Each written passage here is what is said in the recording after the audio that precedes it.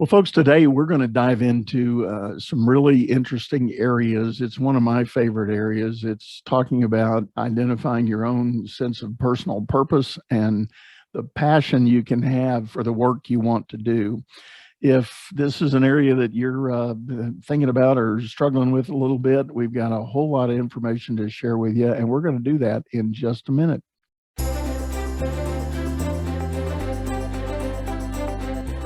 You're listening to Leadership Powered by Common Sense with your host, Doug Thorpe. Here's Doug. Hello again, everyone. This is Doug Thorpe, and you are listening to Leadership Powered by Common Sense. My guest today is Carrie Schmidt, and I told her as we were kind of teeing up in the green room here that I was so excited about getting this episode in the can and getting it done because she has dedicated her work to helping people connect with their power, passion, and purpose, as you see on her screen there. So, Carrie, welcome to the show. Thank you, Doug. I'm so excited to have this conversation with you today. We, in kind of the lead up and working together to prep for this, we shared a lot of great things, and sure enough, we both have an overlap in some of our passions for helping people kind of overcome the I'll call it sense of loss. If you've not done the work to really think about the reason you're here. And I mean, literally, why did you get on this planet? I think about the famous quote from Mark Twain: two important days in a man's life, the day he was born and the day he figures out why. Yeah, definitely. And that's not sexist. That's for all mankind. And I think that applies to the ladies just as well. So, Carrie's tradition on this show is give us a little bit of a backstory on how your journey has unfolded that got you to where you are right now. Yeah, it's a long story. I'll try to sum it up real quick. I grew up in Pennsylvania, an hour north of Pittsburgh, so I'm a Steelers fan. And we won't hold that against you. Okay, good. Grew up in a small town and really just wanted to get out of that town. Really wanted to move south and just experience more out of life. Took me a while. It was actually a wake-up call that I had. Unfortunately, it was when my father passed away that I really got the wake-up call that life is short and it's not promised to any of us, and it can be gone in a blink of an eye. So at that moment, that's kind of when I started taking control of my life and really seeking, what is my purpose? What is my passion? What do I really want to do with my life? Because I had been working in manufacturing. I started as a customer service representative, and over the course of 10 years, I climbed the corporate ladder per se. And then I was just like, do I really want to fight politics and corporate America and make some other companies a lot of money? Or do I really want to do something that's really on my heart and soul? And that's why I wrote my book, Behind the Screen, because I think too many people struggle behind the screen. We struggle with the thoughts that run through our head. We struggle with past childhood traumas, abusive relationships, confidence issues. There's so much that people struggle with. And I don't think that there's enough resources and support out there to get people to really see the light and see the beauty in the world. So that's kind of just a little bit about me. I also have a 15-year-old son who I've raised on my own since he was born. And I really want to have an impact on the future for our children's generation, our grandchildren's generation. How can we get these kids to connect to their power, their passion, their purpose sooner than it took me? Yeah. Well, that's just very compelling, and I'm thankful you made the transition in the journey and have brought that wisdom and experience with us here.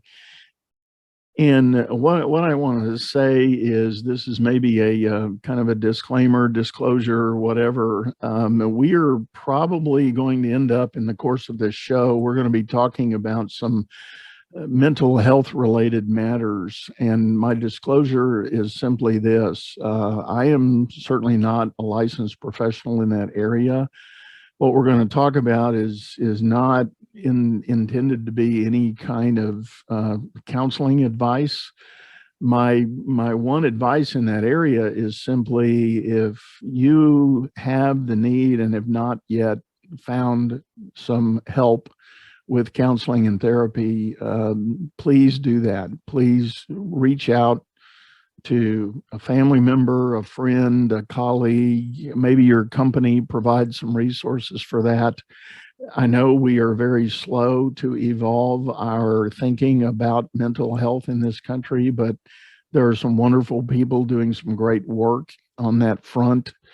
Find them, if you will, and please get that help. It is available. So we want to talk about that. And let's start with Carrie. Tell us a little more about your book and what your message is there about get behind. I'm sorry, what is it? Behind the screen. Yeah, behind the screen. Yeah. So the screen is the lens of life. It's how you view other people, your environment, how you view yourself. And really, through my research and just learnings of life experiences, it's almost a reflection. It's based on your perception and your reflection. And so the power of our mind is so incredible. The power of your subconscious mind and the programming that's involved. And I really dove down the rabbit hole when I started to research psychology, quantum physics, neuroscience, understanding how our mind works. And Dr. Bruce Lipton does an amazing job explaining how children are programmed from 0 to 7 years old. They're operating in a theta brainwave frequency, which is similar to adults being in a meditative place where you're kind of open to ideas and your mind isn't boggled on something else. And for kids, this is a download. They're picking up everything from their external environment, from their caretakers. Everything they're exposed to gets downloaded into what I like to call our supercomputer, your subconscious programming. Now, if you understand the power of the mind, your subconscious keeps you alive. It's tied into your flight or fight nervous response, or what we call our stress response. And unfortunately, as adults, depending upon the education, we might not understand the power of our mind, and that these subconscious programs are still replaying on our screen, our lens of life, and they could be negatively impacting the results in our life. We see this in relationships with your parents, relationships with your kids, relationships with your coworkers, and even your boss. And so I just think it's so important to educate people on the power of your subconscious programming, and to understand that it's not your fault if you picked up a faulty program or faulty programs. It's not your fault. You had no control as a child as to what you're exposed to. But as an adult, you don't have to stay stuck in a faulty program. You don't have to continue to allow it to replay on your screen unconsciously, which may negatively be impacting your relationships with others, may be negatively impacting your health and well-being, and even your career progression. So it's really important to get clear and really uncover the truth about our mind and the way it works, so that we can actually take over at the wheel of our life and steer our life in the direction that we choose. We don't have to stay stuck in the faulty programs. And that's really what Behind the Screen is about. I use my own personal life stories of my parents got divorced when I was a child. So I talk about the effects of divorce on children, kind of splitting up a family. And now you're a child. I was 8 years old. So you have to go live, you have two separate households. You have to go back and forth between a group of friends. And it's not easy for kids. And that played a lot into how I grew into a teenager and how I fit in with other people. So it's really a progression throughout our life timeline. And I use my stories of going through relationship trauma. I was in a relationship for 9 years, and the person was not the same race as me. So my family disowned me. So I basically grew up as a teenager without the support of family or anyone showing me love. I felt as if I was shamed for the person I fell in love with. And I don't see color. I don't see the borders. I just don't. So that contributed to some other trauma. And then I talk a lot about depression and the mental health crisis and anxiety that contributed to drug and alcohol abuse until I came to my moment of awakening. So I use my own stories to teach a system of transformation, to get people to understand that even if you had trauma as a child or you went through difficult experiences, they don't have to continue to impact your life forever. You can reprogram your mind and really connect to your power and live a life with passion and purpose. And that's kind of my mission, to just spread that information. I love it. I think that's a great, I started to say great story, not a great story, but the outcome is great. And that's wonderful. So I'm, on the one hand, I'm sorry you had to endure all that, but gosh, look at what good has come from it. I was talking to a young man. I was actually a guest on his show a week or so ago, and he made this statement, and I thought it was incredibly profound. He said, we don't make life changes until we find ourselves in a moment of isolation or desperation. Mm-hmm. I thought about that a minute, and I thought, how old are you, dude? And he was 23, and that was an epiphany he had. And I thought, you are going to go a very long way in this life, because he's already understood that and has made some choices in the things he's doing. And it sounds like that's kind of a similar catalyst for what you pursued. I like to say, to get the wake up call, it usually takes 3 Ds, either death, disease, or divorce. Unfortunately. Yeah.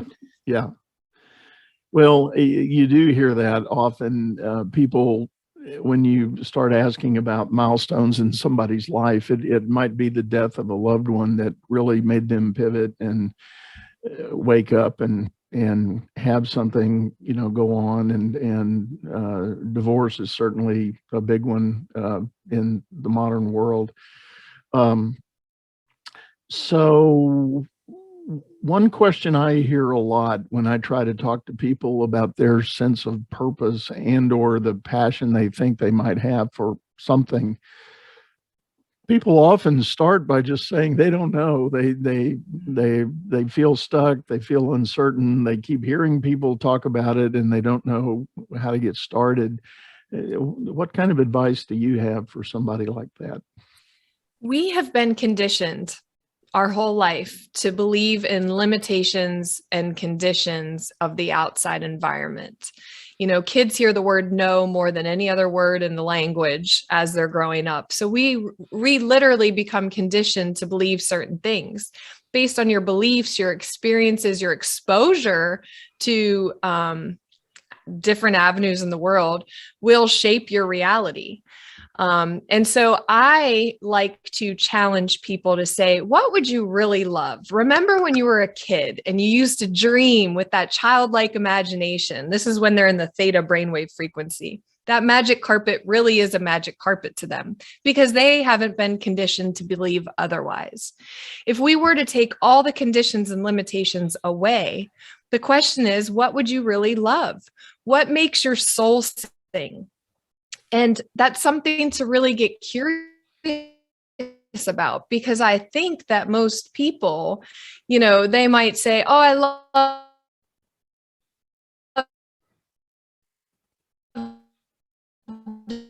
this thing, but I can't do this. Or they tell you, let's talk about what you would really love and what lights your soul up. That's the first thing. Carrie, I think we're going to need to replay that. You kind of cut out on this end over here. Can you start at the front of that and bring it forward, and we'll edit it out? So the first thing that we need to look at is, what would you really love? What would you love to do, be, see? Unfortunately, we become conditioned as kids. We hear the word no more than any other word in the English language. We become conditioned to think that we can't do something because of X, right? But if we just take all the conditions and limitations away and dream like you're a kid again, that childlike imagination where that magic carpet really is a magic carpet because they weren't conditioned to believe otherwise. And really wear that on, try it on. What would you love? What makes your soul sing? That's the first thing. I think we need to get past the conditions and limitations that have been imposed upon us our whole life to see something differently. I can relate to that. I had a similar experience that I'll call it, I learned the hard way. In 2008, when we had the last big financial downturn, I got involved in a nonprofit that I created that was helping people that had lost their jobs because of the economy, and we were helping them find new jobs. But one of the early things we uncovered in talking to people is, for a lot of my clients at the time, they had lost their whole identity because they lost their job. Their job had become the identity. So one of the first steps that I encourage people to do is reconnect with that sense of purpose and passion. Mm-hmm. And when people would hear that and say to me, I don't know where to start, I would say, well, let's start with, make a list of all the things you count as accomplishments in your adult life, or maybe even go back to school if you want to. Look at those things that could be called accomplishments. And then when you get the list, go back through it again and check off the ones that really were big wows for you. You were so excited, so pumped, so fulfilled, so rewarded for doing that thing. Let's string a couple of those together and see if it doesn't paint a picture of what you probably have a real passion for doing. Yes. And people would do that, and then they would have these epiphanies of like, oh my gosh, I'm not supposed to be an engineer. I need to be a project manager. Or I'm not supposed to be an accountant. I need to be something else over here. And I had people doing 180s in their career path, going whole different directions from where they had been for 10, 15, 20 years sometimes. That's another reason why I want to reach our younger generation, high school and college kids, because the one thing I remember a professor told me in college was, do what you're passionate about. Don't go after the money. Don't go after the fame. Just do what makes you happy. Well, unfortunately, for me at that time, I should have studied psychology, but they didn't make enough money. So guess what I did? I went into sales and marketing management instead. And then I spent 13 years in management positions. Come to find out later on at 40 years old, I really want to do psychology.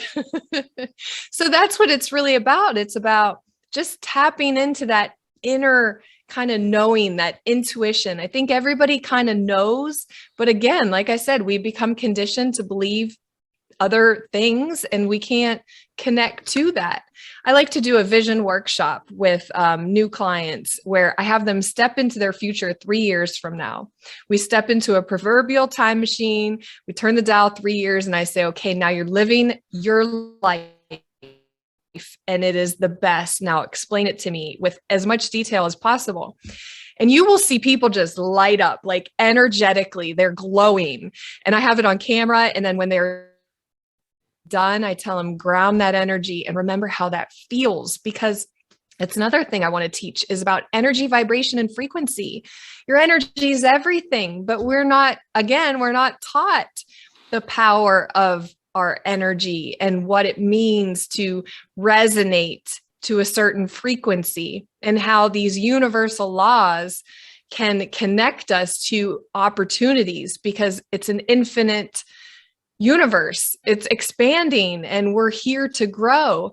But if we're stuck in the same path and stuck following the faulty programming in our minds, then we're not living a happy life. And I want to tell anybody who's listening, you can actually live your dream with purpose, with passion, and really co-create a life that you love. Yeah.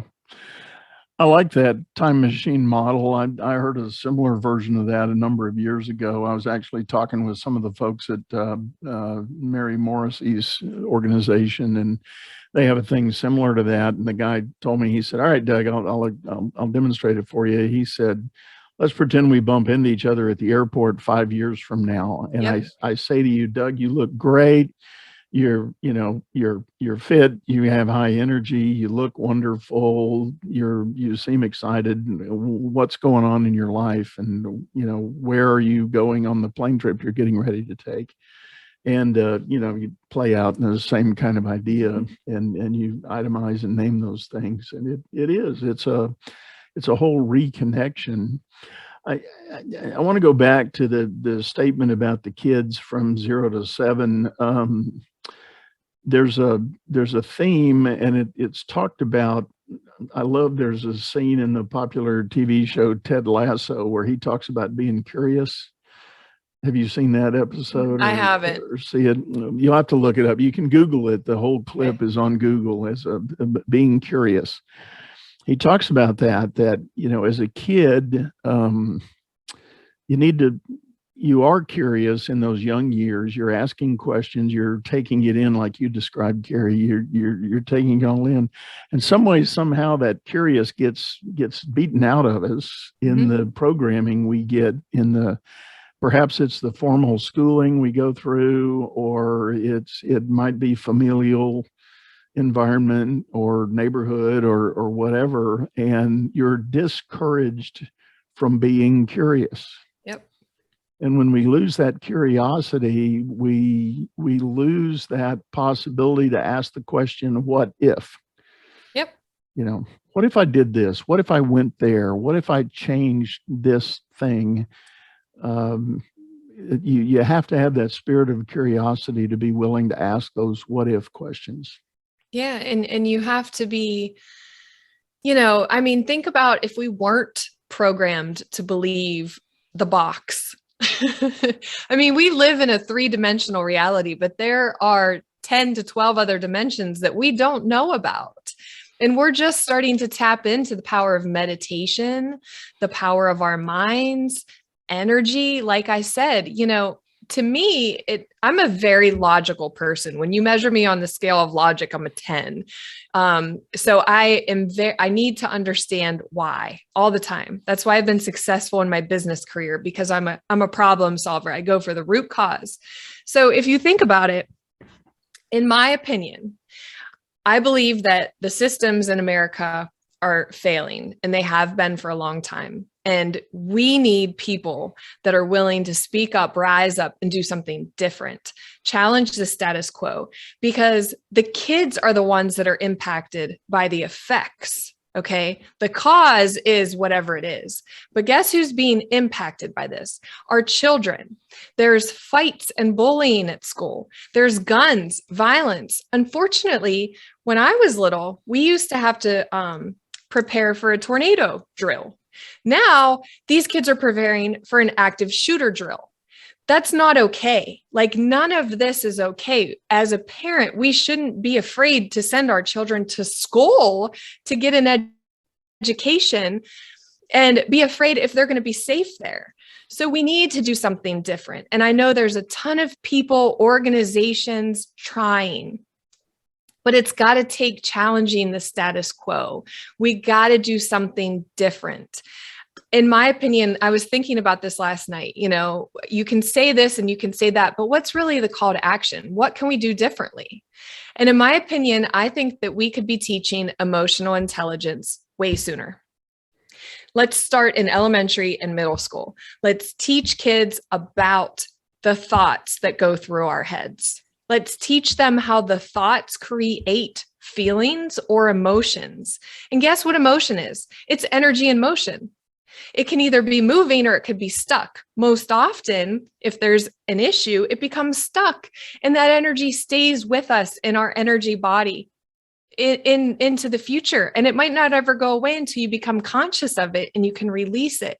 There's so much that we can be teaching our younger generations so that they can be more prepared growing up through adolescence into adulthood to be able to deal with the effects that they're faced with right now. I had before the pandemic, right before the pandemic hit, I had a young lady come to me and we were talking about a number of things. And she finally said, I'm thinking about homeschooling my kids. She said, I just don't like what's going on in public schools. And she said, in your opinion, what are some of the big things I need to teach my kids? And it was an easy answer for me.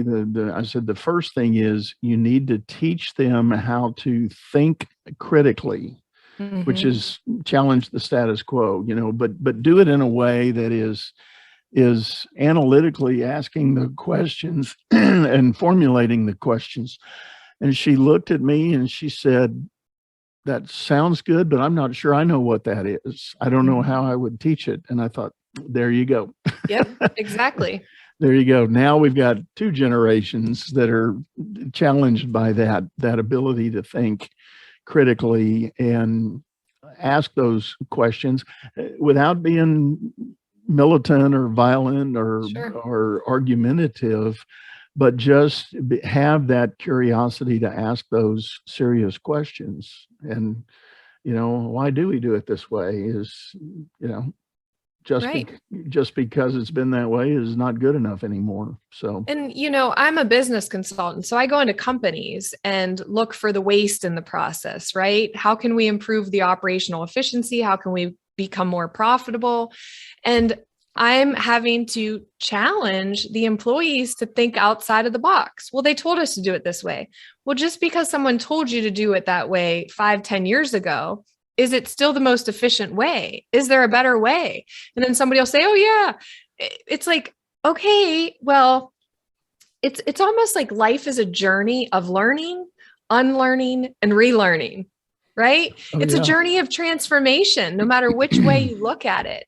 And I've always been one to just challenge that. And I think that that's how I've been successful in my career, is challenging the processes that don't work. And let's look at improving them. I'm a 6 Sigma black belt, like continuous improvement is in my blood. Yeah. But we need to be able to overcome the box. There is no box. Let's look at it as a circle or a sphere. Well, speaking of a process that needs to work well, it's time for us to take a break. And I've got to insert a commercial here in the show. But Carrie, this has been great. And we're going to continue this discussion when we come back right after this short message. Business is all about solving complex problems as fast as you can create them. Become the best problem solver by leading others to greatness too. And the first step is going to DougThorpe.com. Doug Thorpe is known globally for coaching entrepreneurs and business leaders, improving their performance and the work output of everyone surrounding them. You can find health, wealth, and happiness by learning to lead others to health, wealth, and happiness. Go to DougThorpe.com now and order Doug's books or hire him to coach your managers. That's DougThorpe.com. All right, everyone, and we're back, and you're listening to Leadership Powered by Common Sense. I'm visiting with Carrie Schmidt. She is an amazing lady that has some wonderful ideas about finding your purpose and passion. And I just figured out that she's also a business consultant and 6 Sigma black belt. So everybody beware. So let's touch on that real quick. I'm always intrigued. I've in my former professional life, I too was a bit of a process improvement guy, and I'm old enough to say I was doing it before 6 Sigma. We simply called it process improvement. How did you get into that area? Lean manufacturing. We had a new general manager that came in. This is a funny story. I love to tell it because I was a customer service rep at the time. New general manager comes in, reorganize the company, right? And he says, well, what do you want to do in the future? And I looked at him and I said, I want to have your job in the future. I was just being perfectly honest. 10 years later, Doug, I had his job. I was the general manager of a $100 million manufacturing facility, 35-year-old woman in an all male dominated industry in Pittsburgh. By the way, it was a unionized operation. So for any women out there, if you ever think that there's a glass ceiling or anything else, know that you can go as high as you want to go. I promise you. It's about the quality of your questions and can you challenge the status quo? Because, businesses have to adapt. They have to adapt with the market, the customers, times, supply chain issues. And I just did a blog about this today. Some companies have to adapt, but it's difficult to get the employees to get on board with that. And so what I've found in consulting for several years is that communication and accountability are the biggest weaknesses for most organizations. And why? Because it's difficult to communicate information to a large group of people. I'm not going to say it's difficult. It can be difficult, but the most important thing is why? People leave out the why. Why is this important to every other person in the organization? Why are we looking to change? Why are we looking to do this process a little differently? So it has to be a part of the culture. Change has to be a part of the culture. It has to be properly communicated, and people need to be held accountable. Well, I like that. And you packed several thoughts in there that I'd like to dive into. Number one, congratulations on climbing to that position. And it reminded me, I coincidentally was in a workshop earlier today with a group of national coaches that I affiliate with, and we were talking about effective ways to help coach women in the workplace. And it is an area we all get a chance to participate in one way or another. And the bottom line takeaway that I got out of the workshop was it's important for women to be able to show up as their authentic self. And I'm guessing Carrie was pretty authentic in that factory from day one. I'm pretty sure. There was Chuck Filoni. He was a neck down manager, and he'd walk by me and he'd say, "Hey, trouble," because he had a funny voice, trouble. And I'd be like, "Hey, Chuck." But it's really about the people. When you're in manufacturing, you got to look at the people, you got to listen to them, you got to show them respect. It's just how it is. Well, and that whole idea of showing up as your authentic self, I was sharing with the group this morning, and again, a lot of my listeners have heard me say this. I grew up the only child of a single mom, and she was working in home construction when I was young. Yep. And I'm talking the 60s, and a woman on a job site with home builders. Yeah.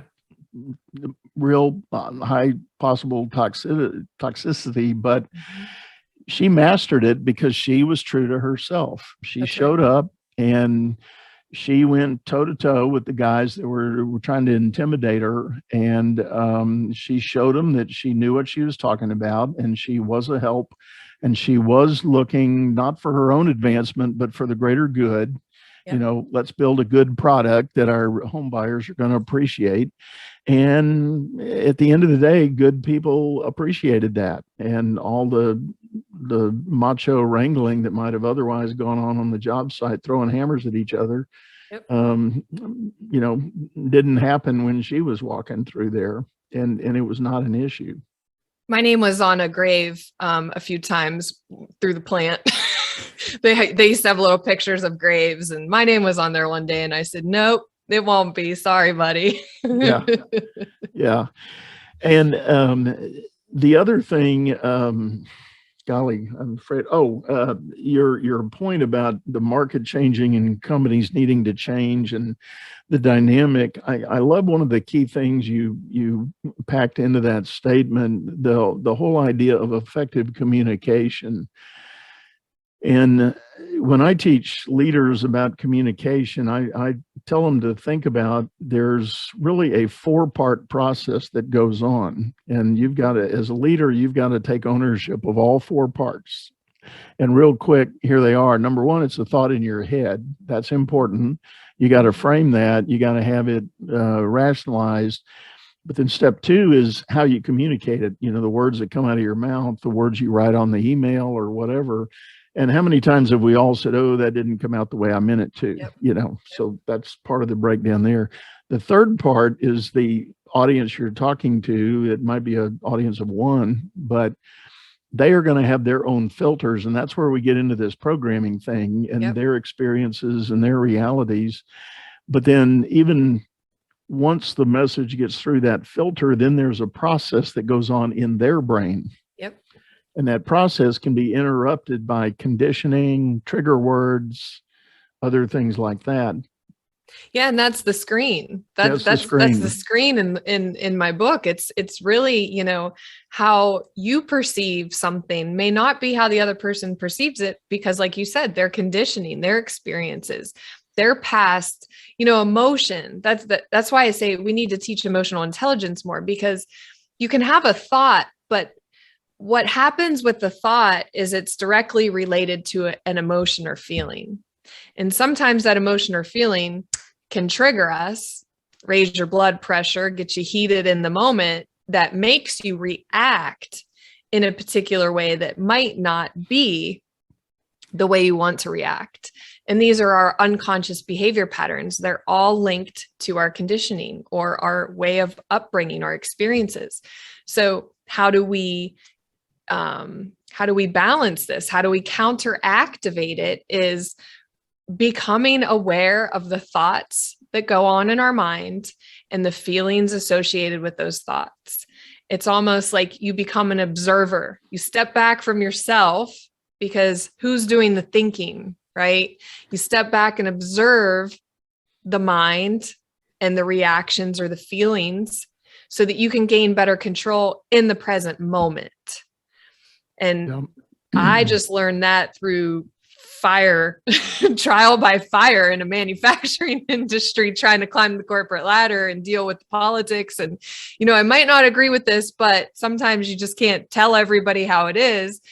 And you really have to, I hate to say this, but it's true. You have to play the game, but at the same time, you have to be authentic with yourself in playing that game. So there's strategy. You have to be strategic in how you show up, how you interact, how you communicate, how you follow up. Right. And I think that, the key word in all that is, be your authentic self. And I do agree with you. There is a notion of figuring out how to play the game well. And that sounds so derogatory, but it is part of the natural state of the world in bigger business. It can be true in small businesses as well. There can be a very unique dynamic of culture that already has spun up as a business grows. And it's very important to know that, so you can get smart about operating in the environment, but not deny your true self. And some people say, yeah, well, my situation's so bad. If I'm my true self, I won't fit in. And I say, all right, that means go get another job. Yeah, I agree. Go find a new company. Don't keep banging your head against the wall. If it's truly that bad where you are, I think the writing's on the wall. You need to, go for something new. Yep. Got to do it. Golly, so many things, so many. I know we could talk for hours. Well, that's the thing. I mean, if you think about, okay, go get another job, that's easy to say, but for some people, that's scary, and change is scary. It's stepping outside the comfort zone. It's trying. So the majority of people will just stay stuck in a job they hate, banging their head off the wall and just being miserable. Well, that's the thing. Let's take it back to the wake-up call. Don't wait for the 3Ds, death, disease, or divorce, to give you the wake-up call to say, okay, now it's time to make a change and start looking for another job. You can start now, there's so much that you can do in the meantime to prepare and be strategic to lead your life in the direction that will bring you happiness, fulfillment, peace, and joy. And we shouldn't stay stuck in these ruts, no matter what rut it is, a relationship or a career. We have to get past that. And we have to, I think it takes a community, it takes a village, it takes people speaking up and saying, hey, listen, you can do it differently. It's okay. Yeah. It's really okay. You can. Yeah. And I think exactly parallel with that, and maybe even the same thing, is what some people, some coaching colleagues of mine talk about limiting beliefs. And it's part of that programming we get in our mind. Limiting belief can be ideas like you're not tall enough, you're not fast enough, you're not smart enough, you shouldn't be doing that. That's You're a silly. woman. You You're a can't do that woman. because you're a woman or a Yeah. mother or all of those other things. Yep. Yeah, all those things that get thrown at us hold us back, and if we're haunted by those tapes continuing to play, we've got to do something to try to break out of that. And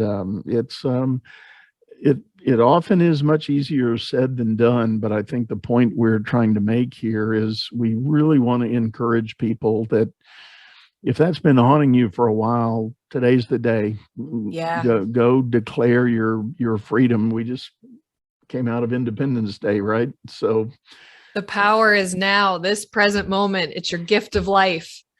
I like to say, and this is true, time is a series of illusions. Time is an illusion. It's a series of present moments. And the goal is to become conscious and present in each present moment and almost kind of take a step back and be an observer of what's going on in your mind or what you're feeling or what's going on around you prior to reacting, so that when you take action, you're taking action with purpose, with passion, and connected to your power. That reminds me of another famous quote from Mark Twain. He said, as he got older, he said, "I've realized my life has been a series of horrible tragedy, most of which never happened." Yeah. And that's so true. We get our brains spun up in a situation like, let's talk about changing jobs. We think, oh, right, this is horrible here. I'm not being recognized for my worth. My boss is terrible to work for. Nobody around here, appreciates me. I need to move on. But then we spin up all those ghost stories about what if I can't find another job? What if it's, bad over there? And I can't go do that because I don't have that certificate, or I haven't been to that school, or, all these things. Blah, blah, blah, blah. That's what I hear. Blah, blah. So here's the thing. Fear, doubt, and worry are the three big dream killers. And guess what they are? They're illusions of your own mind. What you're worrying about hasn't even happened yet. Doug, can you predict the future? No. I don't think any of us can predict the future. Yep. So why do we spend so much time worrying or fearing or doubting a future that could benefit us, our family, and our life? Right? I mean, it's a valid question. I tell a really silly story, and I had a bit of a different childhood and growing up in high school, and I was one of those guys that was generally pretty bold in most everything I did. And my senior year, we were coming up, getting ready for the homecoming dance, and I said to myself, I'm going to invite the prettiest girl in school, the one girl that everybody agrees is the absolute knockout prettiest one. And she was in one of my classes. And after class one day, I said, "Hey, do you by chance have a date to the homecoming?" She said, "No, I don't." I said, "Would you go with me?" And she said, "Yeah, I'd love to." Aww. And we did, and we had a great time, and everybody was like, we walked in and they're all going, the whole football team's over there against the wall going, "What is this?" Good for you. All these guys. And everybody, after that said, "How in the world did you pull that off?" And I said, "I just asked." It's the quality of your questions that will define the quality of your results. I simply just asked. And, did we become a thing? No. And that wasn't my goal. I just wanted a date for homecoming. That was it. With the prettiest girl. Well, I'll say this for a woman in business, you have to ask for a raise. Nobody's going to just give you a raise. You might get a 3% or something else, but ladies, listen up. You got to ask for the promotion, because most people won't ask. This is the thing. I've been in management for over a decade. Most people won't ask. No, you're right. I agree. They just go with it. Now, the people that do ask, right, they're usually the ones that get the raise. Yeah. Yeah. The people that show up and stand up are the ones that get those opportunities. That's right. And I'm, as you said that, I'm reminded there was a chapter in my banking days when I had a whole team of women. In fact, I got brought in to run this group, and it was funny. There were two ladies that were they had the department split. Half of them reported to one, half the other. And they came to me one day and they said, "We're so glad you're here. We are so tired of all these women."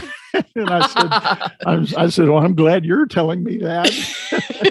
Definitely. And, but we started talking about that, you know, there were ones among that group that stood up and asked for opportunity and asked for promotion. And as the bank grew, that we had opportunities, and I was certainly more than willing to give somebody that raised their hand a chance, you know? Yeah. And that's the thing, is just showing the initiative, showing up consistently. Consistency's big, right? Yeah. Continue to show up, continue to show those results, continue to make those improvements. And when the time comes, if you feel it's necessary, ask. What's the worst they could say? No, or we'll review it later on. Okay, then you just continue to show up, you continue to make the improvements, you continue to be a good team player. And when the time's right, you just might get that promotion, you just might get that raise or that next opportunity that's going to take you and your family down the road to a greater place. Luckily, you know, when I started my career, Doug, I was a single mom. My son was 7 months old and I was on welfare. I had WIC food stamps. I had to go to churches to get clothes. And I started, and actually the salary they offered me was more than the childcare cutoff limit. So I would have either paid, I think it was $850 a month for childcare, or with a government subsidy, I think I paid $60 a week. So I actually asked to make less than what they originally offered me, because I said it doesn't make sense for me. It just, you know, and being a single mom is very difficult when you're a working woman and there's no one else to help out. And that's what you have is daycare. But luckily, you know, I continued, I was very diligent, I was very consistent. And then I got to travel the world. I mean, I've been to Paris, not Paris, I'm sorry. That's one of the places I've always wanted to go. I've been to Germany, France, Mexico, all over the place. And I've traveled through my job, and it's been an amazing journey. I wouldn't have it any other way. I'd do it the same way. Well, I guess so, maybe. Yeah. No, I understand.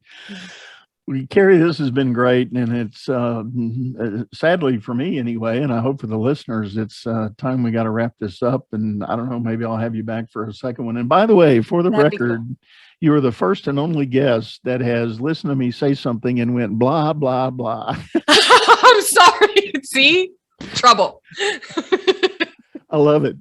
I'm so sorry. So no, it was great. I love it, and I appreciate the boldness and the candor of it. So I just thought I'd thank you. Give you a tease on that one, but tell everybody how they can get a hold of you if they're interested. Yep, you can go to carrie-schmidt.com.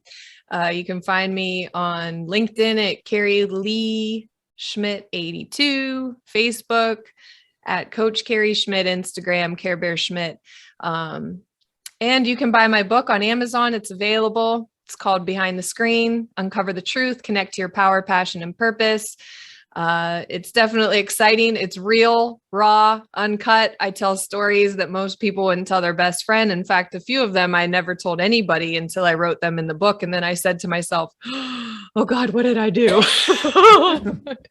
This is now published and released to the world, and people are going to read all these things.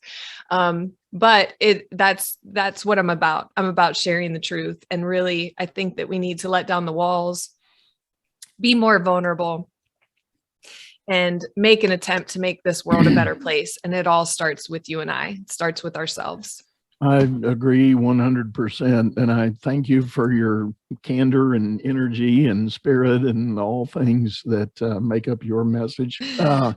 Yeah. So again, thank you, Carrie, for being on the show. It's been a real pleasure having you here. And I want to remind everybody that all the things she described on her contact info will be in the show notes. You can get to them there.